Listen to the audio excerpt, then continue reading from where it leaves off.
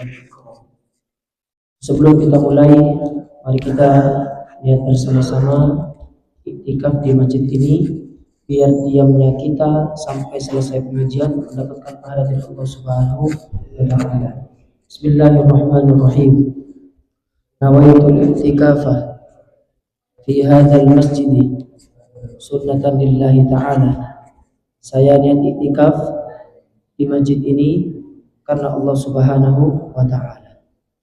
Para hadirin yang dimuliakan oleh Allah Subhanahu wa taala, Rasulullah sallallahu alaihi wasallam bersabda, "Man shalla fi jama'atin," barang siapa yang melaksanakan salat subuh, man shalla subha fi jama'atin, barang siapa yang melaksanakan salat subuh di masjid, thumma qa'ada hatta yadhkurullah subhanahu wa ta'ala, kemudian orang tersebut duduk di masjid ini tidak langsung pulang.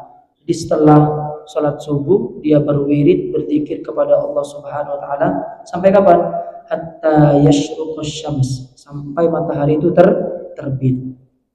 Falahu, maka orang tersebut ka'ajri umratin aw hajjin, seperti itu. Di orang tersebut melaksanakan subuh di masjid, tidak langsung pulang, berzikir kepada Allah Subhanahu wa taala, menghadiri kajian, kemudian sampai kapan? Sampai matahari itu terbit dari arah timur, bukan dari arah barat ya. Arah barat itu kiamat nanti. Dari arah timur, kemudian dilaksanakanlah sholat 2 rakaat sunnah, entah itu dilaksanakan sholat duha atau sholat isyraq. Ulama berpendapat bahwasannya isyraq itu sholat duha atau isyraq itu tersendiri. Jadi khilaf antara ulama. Maka orang tersebut akan mendapatkannya seperti pahalanya umrah atau haji. Jadi ibu-ibu atau bapak-bapak yang belum pernah melaksanakan haji atau umrah, semoga Allah takdirkan melancarkan semuanya, maka setelah subuh tidak langsung beranjak untuk pulang. Jadi berzikir kepada Allah, hadiri kajian, maka pahalanya seperti pahalanya orang melaksanakan haji atau umrah. Gampang Pak ya? Gampang sangat sekali. Untuk bulan Ramadan kali ini saya akan membahas masalah fadilahnya Ramadan. Fadilahnya, keutamaannya bagi orang yang berpuasa. Yang pertama, masalah masyru'iyatis shiyam, disyariatkannya berpuasa. Apakah puasa ini dimulai di zaman kita aja, apa dari umat-umat sebelum umatnya Nabi Muhammad SAW, apakah juga sudah dianjurkan, apa disyariatkan untuk berpuasa? Nah, kalau Bapak Ibu sekalian menghadiri kajian ini, insya Allah akan mengetahui ilmunya, bahwasannya ada puasa sebelum umatnya Nabi Muhammad SAW. Allah Subhanahu wa taala berfirman, "Ya ayyuhalladzina amanu," wahai orang-orang yang beriman, "kutiba alaikumus syiyamu kama kutiba 'alal ladzina min qablikum la'allakum tattaqun." Dianjurkan kepada kalian, diwajibkan kepada kalian, disyariatkan kepada kalian itulah adalah berpuasa, seperti halnya dianjurkan kepada umat-umat sebelumnya. Agar kenapa? Agar kita semakin bertakwa kepada Allah Subhanahu wa taala. Jadi faidah dari kita berpuasa secara tidak langsung kita meningkatkan ketakwaan kita kepada Allah. Apa itu takwa? Takwa itu dengan melakukan perkara-perkara yang diwajibkan oleh Allah Subhanahu wa taala serta menjauhkan perkara-perkara yang dilarang oleh Allah Subhanahu wa taala. Kita sholat, itu kewajiban dari Allah Subhanahu wa taala. Kita berpuasa, kita bayar zakat, kita naik haji, itu adalah semua kewajiban yang diwajibkan, yang disyariatkan oleh syariat untuk kita laksanakan sebagai umatnya Nabi Muhammad sallallahu alaihi wasallam. Faidah daripada kita melaksanakan kewajiban-kewajiban yang diwajibkan oleh Allah Subhanahu wa taala apa? Semakin kita takwa kepada Allah Subhanahu wa taala. Allah Subhanahu wa taala berfirman dalam Quran lainnya, "Inna akramakum indallahi atqakum." Sesungguhnya orang yang paling bertakwa di antara kita ini semuanya, yang ada di pesisir, yang ada di Indonesia, yang ada di seluruh dunia, bukan orang yang kaya, bukan juga orang yang miskin, bukan juga pejabat, bukan juga rakyat biasa, bukan presiden, bukan wakil presiden. Sesungguhnya orang yang paling mulia adalah orang yang paling bertakwa kepada Allah. Di bapak ibu semakin takwa kepada Allah, semakin mulia di sisinya. Jadi tidak ada orang itu mulia kecuali dia bertakwa kepada Allah Subhanahu wa taala. Nah, ayat Quran tadi, ya ayyuhalladzina amanu kutiba alaikumus syiyamu kama kutiba alal ladzina min qablikum la'allakum tattaqun, itu menunjukkan bahwasannya berpuasa itu diwajibkan kepada umat Nabi Muhammad SAW dan diwajibkan pula kepada umat sebelum umatnya Nabi Muhammad SAW. Berarti ada puasa di umat-umat sebelumnya, entah umatnya Nabi Nuh, apa umatnya Nabi Ibrahim, apa umatnya Nabi Isa dan lain-lainnya. Dan ada hadis yang menunjukkan bahwasannya puasa itu tidak hanya kepada umatnya Nabi Muhammad SAW. Inna Allah tabaraka ta'ala amara Yahya bin Zakaria alaihi wassalam bi khamsa kalimatin. Sesungguhnya Allah Subhanahu wa taala memerintahkan kepada Yahya bin Zakaria, Nabi Yahya bin Zakaria. Di Yahya itu Nabi Yahya punya bapak namanya Nabi Zakaria. Di umat-umat terdahulu, nabi-nabi terdahulu, kebanyakan kalau bapaknya itu nabi, maka anaknya jadi nabi. Kalau Nabi Muhammad SAW adalah nabi yang terakhir. Jadi tidak mungkin ada nabi setelah Nabi Muhammad SAW. Sekarang saya mau tanya kepada jemaah semuanya, kenapa Allah Subhanahu wa taala mewafatkan semua anak-anak beliau yang ada 7 kecuali Sayyidah Fatimahuz Zahra? Apa di antara faedah di balik Allah Subhanahu wa taala mewafatkan semua anaknya itu yang ke-7 kecuali Fatimahuz Zahra? Ada yang tahu apa faedahnya? Jadi Rasulullah SAW dari punya istri 9 mempunyai anak 7. Sayyidina Ibrahim, Qasim, Abdullah, Fatimahuz Zahra dan lain-lainnya. Dari anak yang ke-7 tadi semuanya Allah wafatkan dalam keadaan waktu kecil. Allah hadapkan kepada beliau, kepada Allah Subhanahu wa taala, kecuali Sayyidah Fatimahuz Zahra. Di antara faedahnya adalah biar orang tidak menyangka bahwasannya akan ada nabi setelah Nabi Muhammad. Jadi seandainya Sayyidina Qasim bin Muhammad sallallahu alaihi wasallam itu nanti hidup sampai zaman setelah Rasulullah, maka akan orang menyangka bahwasannya nabi setelah Nabi Muhammad adalah Nabi Qasim atau Nabi Abdullah atau Nabi Ibrahim bin Muhammad. Dengan orang tidak menyangka, maka Allah mewafatkan semuanya kecuali dari jalur perempuan. Dari jalur perempuan itu sehingga Fatimahuz Zahra. Kan tidak mungkin nabi dari perempuan. Makanya Allah Subhanahu wa taala menurunkan keturunannya sampai sekarang dari jalur perempuan, yaitu Sayyidah Fatimahuz Zahra. Jadi para dzurriyyahnya Nabi Muhammad SAW yang ada sampai zaman sekarang semuanya itu jalur dari Sayyidina Fatimahuz Zahra, yang mana beliau punya suami nama Sayyidina Ali, kemudian punya anak 2 itu Sayyidina Hasan dan Sayyidina Husain. Jadi kita harus mengetahui bahwasannya jalur-jalur ini tembus kepada Sayyidah Fatimahuz Zahra. Seorang bertanya, biasanya nasabnya terputus, ya kan?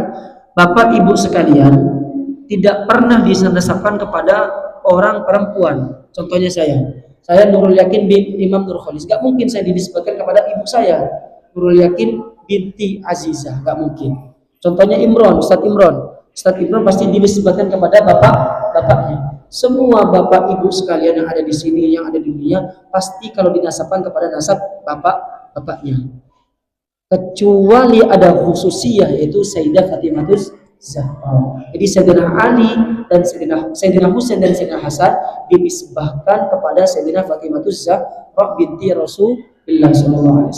Dan ini adalah khusus kepada seorang perempuan, yang mana orang perempuan yang sangat mulia. Faqala inna Allah Subhanahu wa ta'ala, kata Nabi Yahya alaihissalam, sesungguhnya Allah Subhanahu wa ta'ala amaroni, memerintahkanku, bi khamsi kalimatin, dengan 5 kalimat, an a'mal biha, untuk saya melakukannya. Jadi Nabi Zakaria alaihissalam diperintahkan oleh Allah Subhanahu wa ta'ala untuk melaksanakan 5 perkara. Wa an amarkum an ta'malu bihinna, dan Nabi Zakaria menyuruh kepada umatnya, kepada umatnya untuk melakukan 5 perkara ini. Yang pertama, awwalahunna an ta'budullaha wa la tusyriku bihi syai'a. Menyembahlah kalian kepada Allah Subhanahu wa taala dan jangan sampai menyembah Tuhan selain Allah. Innad dina indallahil Islam. Sesungguhnya agama yang paling benar adalah agama Islam. Jadi agama yang lain tidak benar. Agama yang diridhoi oleh Allah Subhanahu wa taala adalah agama Islam. Wa innama talaman asyraka billah. Sesungguhnya orang yang mensyirikkan Allah Subhanahu wa taala kama thali rajulin ishtara 'abdan min khalasa ma'ahu bi dhahabin aw warakin. Orang yang bersyirik, yang menyekutukan Allah Subhanahu wa taala, seperti halnya orang tersebut membeli budak yang mana budaknya disuruh untuk melakukan pekerjaan ini dan pekerjaan itu, kemudian budaknya tidak mentaati. Apakah marah seorang hamba tersebut? Pasti makan marah. Begitu juga Allah Subhanahu wa taala menyuruh umat Nabi Muhammad SAW untuk melaksanakan sholat, untuk melaksanakan puasa, untuk menyembah Allah Subhanahu wa taala. Kalau kita tidak menyembah Allah Subhanahu wa taala, pasti Allah akan memasukkan kita kepada neraka. Begitu juga seumpamanya orang yang membeli budak kemudian menyuruh budaknya untuk melakukan perkara tersebut ternyata tidak dilakukan. Apakah marah? Begitu juga Allah Subhanahu wa taala. Yang nomor 2, wa inna Allah ta'ala amarakum bis-shalah. Kata Nabi Yahya alaihissalam, sesungguhnya Allah memerintahkanku juga adalah salat. Jadi salah satu kunci kita akan disukseskan dunia dan akhirat adalah salat. Bapak ibu sekalian pengen kaya, salat.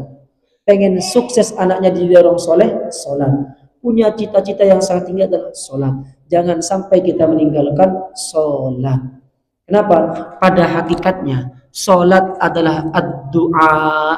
Sholat itu artinya kita berdoa kepada Allah Subhanahu wa ta'ala. Dengan demikian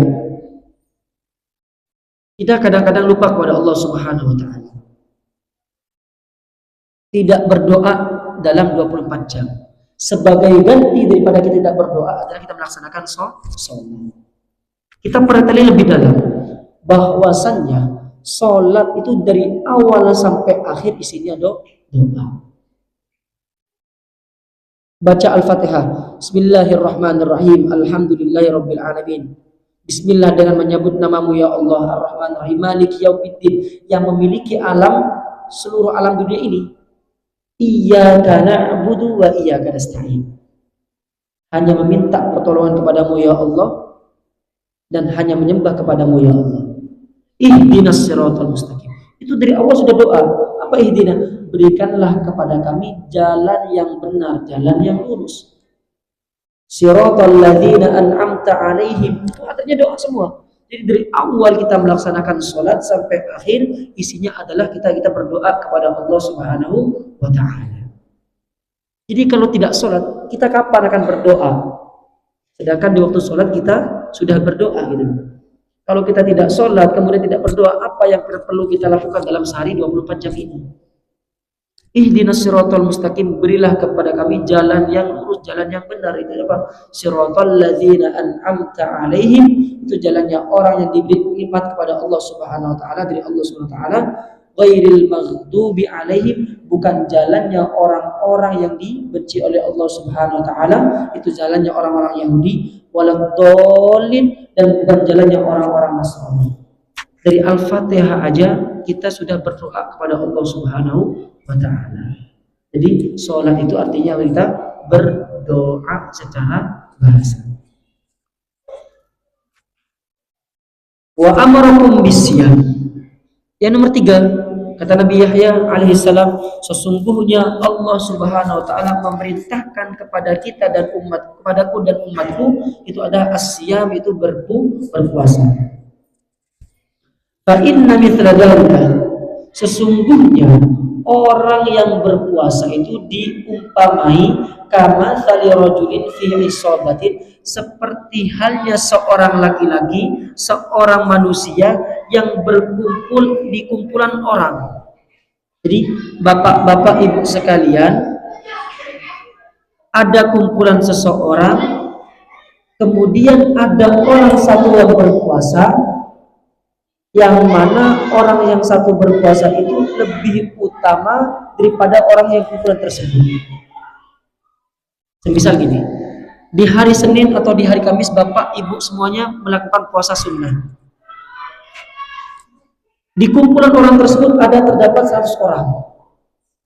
Salah satu di antara mereka itu melaksanakan ibadah namanya puasa sunnah. Jadi saking tinggi derajatnya orang berpuasa sampai orang satu tersebut lebih mulia daripada orang-orang yang lainnya. Ma'ahu surratun fiha miskun. Orang satu tersebut memiliki bau seperti baunya misik. Fakulluhum yu'jibuhu riba. Dan 100 orang tadi melihat kepada satu orang tadi bahwasanya dia mempunyai bau yang seperti baunya misik. Wa inna rihas shaimi atyabu indallahi min rihil misik. Sedangkan bau mulutnya orang yang berpuasa itu lebih baik daripada baunya misik. Jadi ini sangat beruntung bagi orang-orang yang melaksanakan berpuasa. Dia sudah diangkat derajatnya oleh Allah Subhanahu wa taala. Rasulullah sallallahu alaihi wasallam bersabda, "Lis-shaimi firhatan." Sesungguhnya dua kebahagiaan bagi orang-orang yang berpuasa. Yang pertama, farhatun inda fitrihi. Dia akan berbahagia ketika dia akan bertemu dengan makanannya, yaitu waktu maghrib. Wa farhatun inda liqa'i rabbih. Dan kebahagiaan yang lain nanti akan dia dapatkan ketika nanti di hari kiamat ketika bertemu oleh Tuhannya. Di lis-shaimi farhatan, dia akan mempunyai dua kefaedahan, dua kesenangan, farhatun inda fitrihi wa farhatun inda liqa'i rabbih. Wa amarakum bis-shadaqah. Dan nomor 4, Allah Subhanahu wa taala juga menyuruh kepada Nabi Yahya untuk melaksanakan sedekah. Wa amarakum an tadhkurullahi ta'ala. Dan terakhir juga menyuruh kepada Nabi Yahya dan pada umatnya untuk berzikir kepada Allah Subhanahu wa taala. Ada salah satu amalan biar kita terjaga dari penyakit-penyakit yang dikirimkan oleh manusia, seperti sihir, seperti penyakit-penyakit yang membahayakan dari manusia, bukan penyakit dari dokter ya, dari Allah Subhanahu wa taala. Jadi insya Allah kalau Bapak Ibu sekalian membaca yang saya bacakan ini akan diselamatkan dari penyakit dengki, iri, takabur dan lain-lainnya, penyakit hati, penyakit kirim-kiriman orang, yaitu Bismillahilladzi la yadurru ma'asmi syai'un fil ardi wala fis sama' wa huwas samiul alim. Dibaca di pagi hari 3 kali, di sore hari 3 kali. Insya Allah Subhanahu wa taala akan selamatkan dari kita dari semua bala, dari bala Allah Subhanahu wa taala atau bala yang turun daripada manusia. Jadi kalau ada yang benci dari kita, insya Allah terselamatkan dari penyakit-penyakit yang dikirimkan oleh orang tersebut, seperti sihir dan lain-lainnya. Di Bismillahilladzi la yadurru ma'asmi syai'un fil ardi wala fis sama' wa huwas samiul alim. Dibaca di waktu subuh 3 kali, kemudian di waktu maghrib 3 kali. Insyaallah Allah Subhanahu wa taala akan selamatkan kita semuanya. Fasiyam masyru'un ladza syara'illahi ta'ala walakin takhtalifu iddati wa awqatihi. Sesungguhnya puasa sudah disyariatkan oleh Allah Subhanahu wa taala daripada umat-umat sebelumnya. Cuman agak beda. Di zaman dahulu kadang-kadang puasanya itu sampai 50 hari atau beberapa bulan. Kita jelaskan. Fa fi ba'di syara'i furida siyamud dahr. Di zaman dahulu itu disyariatkan puasa itu siyamud dahr, puasa 1 tahun. Itu puasanya Nabi Daud alaihissalam. Kama warada an syari'ati Nuh alaihissalam wa dzalika li munasabati ajsamil qawiyah. Begitu juga di umatnya Nabi Muhammad di zaman Nabi Nuh alaihissalam juga disyariatkan berpuasa, akan tapi puasanya bukan seperti puasa di bulan Ramadan ini cuma 30 hari. Kenapa? Badan-badan mereka itu badan-badan yang sangat kuat, bukan badan-badan seperti kita. Buktinya apa? Allah Subhanahu wa taala waktu Isra dan Mi'raj menyuruh kepada Nabi Muhammad SAW untuk melaksanakan sholat dalam sehari 50 kali sholat. Setelah Rasulullah SAW turun ke langit yang ketujuh, ke-6 atau ke-5, bertemu Nabi Musa alaihissalam. Kata Nabi Musa, wahai Muhammad, mintalah kepada Allah Subhanahu wa taala untuk diringankan sholat yang 50 tadi menjadi 5. Kenapa? Karena saya tahu Muhammad bahwasannya umatmu tidak bisa melaksanakan sholat 50 waktu. Akhirnya Nabi Muhammad SAW datang lagi ke Allah Subhanahu wa taala untuk meminta keringanan atau takhfif kepada Allah Subhanahu wa taala. Akhirnya diringankan dari 50 menjadi 5. Setelah turun lagi ke langit yang ke-5, bertemu lagi dengan Nabi Musa alaihissalam. Wahai Muhammad, mintalah kepada Allah Subhanahu wa taala untuk diringankan lagi. Jadi 50 menjadi 5, disuruh ringankan lagi. Kenapa? Kata Nabi Musa. Karena umatmu itu orang yang malas-malas, kata Nabi Musa alaihissalam. Karena umatnya Nabi Muhammad itu orang yang sangat malas untuk melaksanakan ibadah. Buktinya sekarang ini, di zaman-zaman kita, di zaman-zaman akhir, banyak orang itu tidak melaksanakan sholat subuh. 5 waktu aja tidak melaksanakan.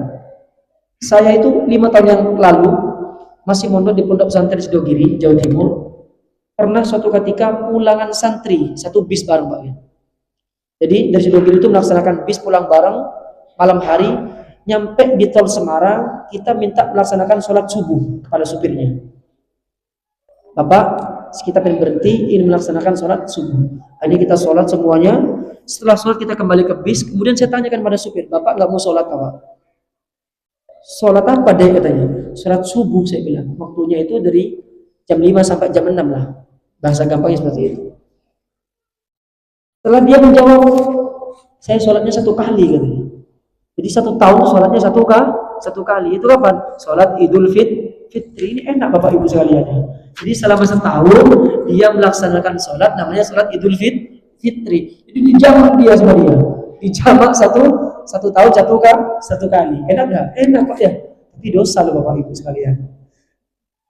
Nah, setelah itu saya kasih tahu bahwasannya kita di 1 hari itu kita diwajibkan oleh Allah SWT untuk melaksanakan 5 sholat. Jadi bapak supir tadi yang mungkin karena tidak tahu hukumnya atau tidak tahu apa, ustaznya tidak mengajari kepada dia 1 tahun sholatnya cuma 1 kali, itu sholat Idul Fitri. Kata dia dikumpulkan semua 1 tahun dalam sholat Idul Fitri. Kasihan Bapak Ibu, ini sangat mengenaskan. Banyak orang-orang itu tidak melaksanakan sholat bukan karena dia tidak tahu hukumnya, tidak tahu caranya untuk melaksanakan sholat. Seorang laki-laki cukup menutup aurat antara pusar dan lutut bisa melaksanakan sholat walaupun dia telanjang di atasnya. Sholat adalah sangat yang gampang. Tidak ada alasan untuk tidak sholat. Kemarin saya mengisi pengajian di mana di luar kota itu, Ustaz saya mau tanya, bagaimana hukumnya orang yang sholat melaksanakan punya tato? Saya mabuk-mabukan, saya punya tato banyak, saya nggak mau sholat. Kenapa saya? Karena nanti sholat saya tidak diterima oleh Allah Subhanahu Wa Taala. Terus bapak kapan mau sholatnya? Nanti Ustaz sebelum mati, katanya bapak. Bilangnya pengen sholat sebelum mati. Kita tidak tahu kapan nanti akan mati dicabut oleh nyawanya oleh Allah Subhanahu Wa Taala. Saya bilang kepada dia, bapak sholat nggak jadi masalah, sah sholatnya, walaupun punya tato. Yang salah itu bapak, orang punya tato tidak melaksanakan sholat. Yang lebih parah lagi, yang lebih salah lagi, tidak punya tato tidak sholat. Ini yang lebih parah. Orang tato, orang mabuk-mabukan, orang berzina, intinya tetap sholat. Tidak ada hal yang menghalangi dia untuk melaksanakan sholat, untuk beribadah kepada Allah Subhanahu Wa Taala. Yang lebih dia adalah orang yang tidak bertato, tidak sholat, sudah tidak bertato, tidak sholat. Ini adalah orang-orang yang lebih. Waqad faradallahu subhanahu wa ta'ala ala hadhihi ummatil Muhammadiyah allati afdalul umam. Jadi Nabi Musa alaihissalam mengetahui bahwasannya umatnya Nabi Muhammad adalah umat yang sangat malas untuk melaksanakan ibadah. Bukti kita sekarang ini, kita sholat subuh di bulan Ramadan penuh full. Akan tapi di luar bulan Ramadan hanya cuman 2 shaf atau 1 shaf. Ini kemana para jemaah sekalian? Ini menyadarkan bahwasannya idza salima Ramadan salimatis sanata kullaha. Ketika bulan Ramadan ini kita melaksanakan sholat subuh berjamaah di masjid, maka laksanakanlah sholat subuh nanti setelahnya sampai di bulan Ramadan yang akan datang. Ketika bulan Ramadan ini kita akan ditakdirkan oleh Allah SWT adalah Ramadan yang baik, maka kita akan diselamatkan 1 tahun penuh di berkahnya bulan Ramadan. Jadi Bapak Ibu sekalian yang melaksanakan sholat subuh di masjid, jangan sampai kita putus setelah bulan Ramadan. Hari Idul Fitri sudah banyak yang melaksanakan sholat subuh, kemudian sholat Idul Fitri di lapangan. Setelah itu langsung satu soft lagi. Jadi sudah berulang lagi iman kita. Gak usah jauh-jauh. Besok 10 hari lagi paling sudah sedikit Pak ya yang melaksanakan sholat tarawih dan sholat subuh di masjid. Ini bahwasanya menunjukkan bahwa iman kita yazidu wa yanqus. Terkadang iman kita naik, pendekat kepada Allah Subhanahu wa taala, dan terkadang iman kita menurun, ingin jauh kepada Allah dari Allah Subhanahu wa taala. Waqad faradallahu ta'ala ala hadhihi ummatil Muhammadiyah. Dan sesungguhnya Allah Subhanahu wa taala mensyariatkan kepada umat Nabi Muhammad sallallahu alaihi wasallam allati hiya afdalul ummah, yang mana umatnya Nabi Muhammad sallallahu alaihi wasallam adalah umat yang paling baik daripada umat-umat sebelumnya. Walaupun kata Nabi Musa alaihissalam bahwasannya umatnya Nabi Muhammad adalah umat yang paling malas untuk melaksanakan ibadah, akan tetapi kita adalah umat yang paling baik daripada umat-umat sebelumnya. Dan kita ini harus bangga menjadi umatnya Nabi Muhammad sallallahu alaihi wasallam. Bahkan umatnya Nabi Adam, bahkan umatnya Nabi Nuh, bahkan umatnya Nabi Ibrahim alaihissalam, semuanya ingin menjadi umatnya Nabi Muhammad sallallahu alaihi wasallam. Dikarenakan apa? Karena umatnya Nabi Muhammad sallallahu alaihi wasallam adalah umat yang paling mulia daripada umat-umat sebelumnya. Walaupun kita malas untuk melaksanakan sholat dan puasa dan zakat dan lain-lainnya. Al-tasumu afdalu syahrin fis sanah. Itu apa? Diperintahkan bagi kita semua untuk berpuasa yang paling bagusnya bulan dalam 1 tahun. Ala wa huwa syahrul Ramadan, itu bulan Ramadan yang sangat mulia ini. Wa hadza akmalu tasyri'il isyam wa afdalu taqdiri limaslahatil alam. Awal Bazzar an Abi Sa'id radhiyallahu anhu marfu'an sayyidus syuhur syahrul Ramadan. Rasulullah SAW, sesungguhnya paling mulianya bulan di antara 12 bulan dari bulan Rajab, bulan Sya'ban, bulan Ramadan, bulan Syawal hingga ketemu bulan Ramadan lagi, selama 12 bulan-bulan ini dalam Hijriyah ada 12 bulan Hijriyah, yaitu antaranya Rajab, Sya'ban, Ramadan, Dzulqa'dah, Dzulhijjah, Muharram, Safar dan lainnya. Paling mulianya itu di bulan Ramadan. Wa abdumuha hurmatul Dzulhijjah, dan paling mulia juga diantaranya juga bulan Dzulhijjah. Kenapa? Di bulan Dzulhijjah ada hari apa Ustaz Imron? Ada hari Arafah. Itu setelah bulan Ramadan ada bulan namanya Dzulhijjah. Itu tanggal 9 bulan Dzulhijjah itu di mana ada hari yang sangat mulia, itu hari Arafah. Yang kalau kita berpuasa di hari Arafah akan dihapuskan dosa kita 1 tahun sebelumnya dan 1 tahun yang akan datang. Warawat Tabrani an Abdullah bin Mas'ud radhiyallahu anhu sayyidus syuhuri syahrul Ramadan, paling baiknya bulan yaitu bulan Ramadan, wa sayyidul ayyami yaumul jum'ati, dan paling baik-baiknya hari adalah hari Jumat. Jadi bulan yang paling mulia adalah bulan Ramadan, dan hari yang paling mulia adalah hari Jumat. Maka kita dianjurkan di hari Jumat untuk memperbanyak salawat kepada baginda Nabi Muhammad SAW, membaca surat Kahfi, membaca surat Yasin, dan semuanya ini tertara dalam hadis Nabi Muhammad SAW. Masih ada waktu Bapak Ibu sekalian?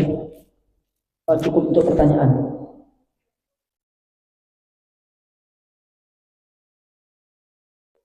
Mungkin ada Bapak Ibu sekalian yang ingin bertanya. Falyatafadhal mashkura.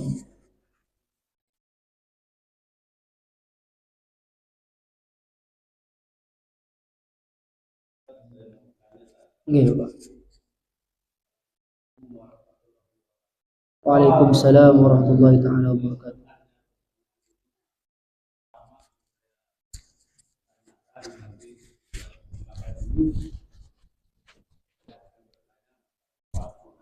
Salat sunnah.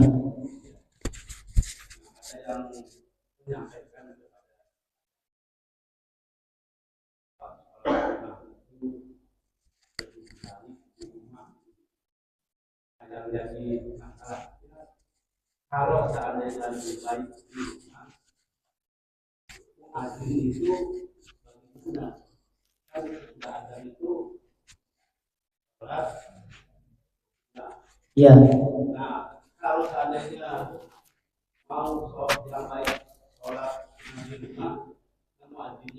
balik lagi ke rumah Pak ya. Ya. Nanti nggak ada yang azan nanti Pak ya. Waalaikumsalam warahmatullahi wabarakatuh. Dalam bab fikih, jadi martabahnya kita mulai dari awal Pak ya. Martabah sholat itu yang pertama paling tinggi adalah sholat fardu. Paling tinggi derajatnya adalah sholat fardu. Karena itu sholat wajib Pak ya Bapak Ibu sekalian. Itu sholat subuh dan lain-lainnya. Setelah itu di bawahnya lagi ada namanya sholat rawatib. Itu sholat sunnah qobliyah dan sholat sunnah ba'diyah. Di bawahnya lagi baru ada namanya sholat tahajud, ada sholat duha, ada sholat hajat dan lain-lainnya. Di bawahnya lagi ada sholat tarawih. Jadi Bapak Ibu sekalian, termasuk orang-orang yang rugi itu apa? Minal khosirin, orang yang melaksanakan sholat tarawih akan tapi meninggalkan sholat qobliyah dan ba'diyah. Ini yang perlu kita ketahui dulu seperti ini. Di sini kita masuk kembali. Jadi Bapak Ibu sekalian, jangan sampai meninggalkan sholat qobliyah isya dan ba'diyah isya kecuali setelah itu melaksanakan sholat tarawih. Di salah sangat besar. Orang berbondong-bondong di rumahnya untuk melaksanakan sholat tarawih, akan tapi sampai masjid dia tidak melaksanakan sholat qobliyah dan ba'diyah, yang mana derajatnya lebih tinggi daripada sholat tarawih.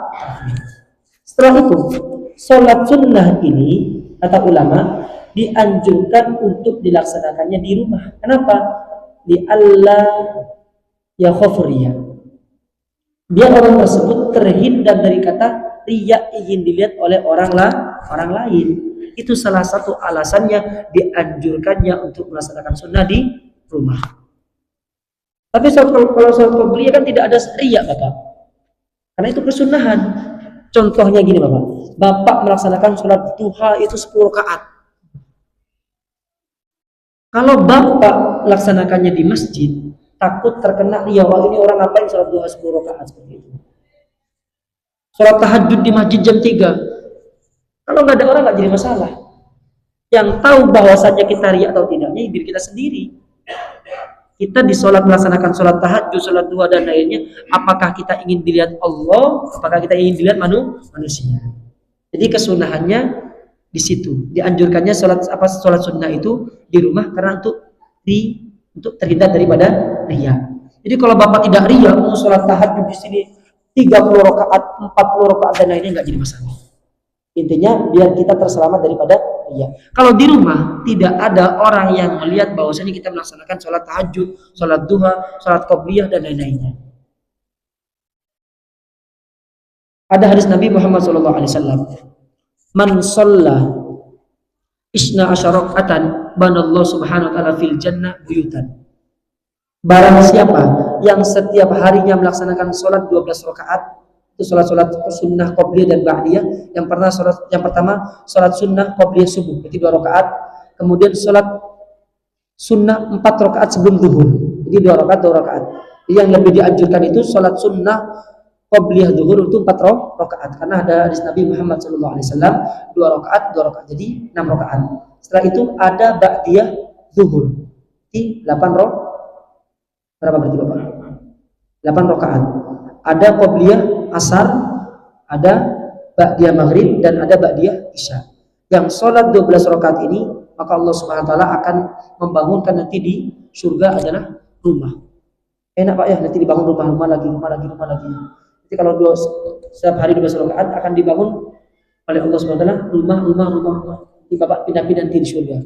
Amin ya rabbal alamin. Intinya Bapak, untuk masalah tadi sholat sunnah, kenapa dianjurkan di rumah? Untuk terhindar daripada riya.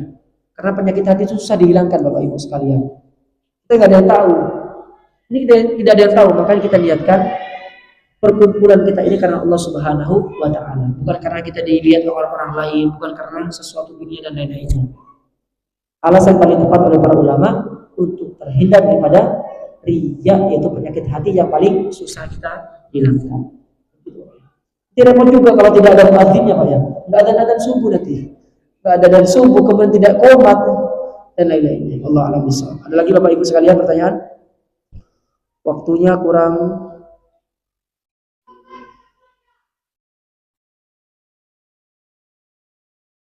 4 menit untuk melaksanakan sholat isyraq. Jadi isyraq itu apa? Isyraq itu artinya keluar Bapak Ibu. Matahari keluar itu namanya isyraq. Syuruk keluar. Imron keluar dari pesisir itu namanya syuruk juga. Isyraq imron namanya. Imron ya. Isyraq itu artinya keluar. Itu matahari keluar dari arah timur. Kalau dari arah barat berarti kiamat, yaumul kiamat. Ulama berbeda pendapat, saya sudah sampaikan tadi. Isyraq ini dikatakan sholat isyraq tersendiri.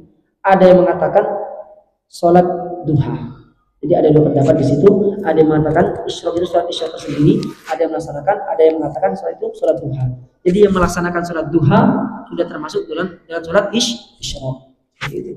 Ini perbedaan antara ulama. Jadi Bapak terserah mau milih yang mana, mau melaksanakan sholat isyraq atau melaksanakan sholat duha.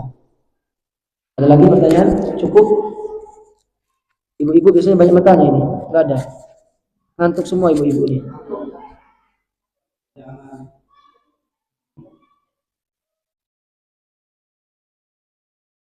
Waqad addan Nabi sallallahu alaihi wasallam siyam Ramadan ruknan min arkanil Islam. Sesungguhnya Nabi Muhammad sallallahu alaihi wasallam menganggap Ramadan ini adalah termasuk daripada rukun Islam. Yang pertama, buniyal Islamu ala khamsin. Sesungguhnya agama Islam ini dibangun terhadap 5 perkara. Syahadatu alla ilaha illallah, berbaca syahadat, menyaksikan bahwanya tidak ada Tuhan selain Allah Subhanahu wa taala, wa anna Muhammadar Rasulullah, wa iqamis shalah, nomor 2 melaksanakan salat, wa itaiz zakah, membayar zakat, wa hajjil bait, kemudian nomor 4 itu melaksanakan haji, wa shaumi Ramadan, terakhir kita melaksanakan puasa. Jadi rukun Islam ada berapa Bapak Ibu sekalian? Ada 5. Rukun iman ada berapa? Ada 6. 7 apa 6? Ada berapa? Ada 6. Ibu-ibu ada berapa rukun Islam? Ada 4. Ada 6. 5 Bu. 5. Kalau rukun iman ada 6. Sudah, sekian mungkin dari kami sebenarnya, insyaallah besok akan dilanjutkan. Billahi taufiq, ila kami tarik. Wassalamualaikum warahmatullahi taala wabarakatuh.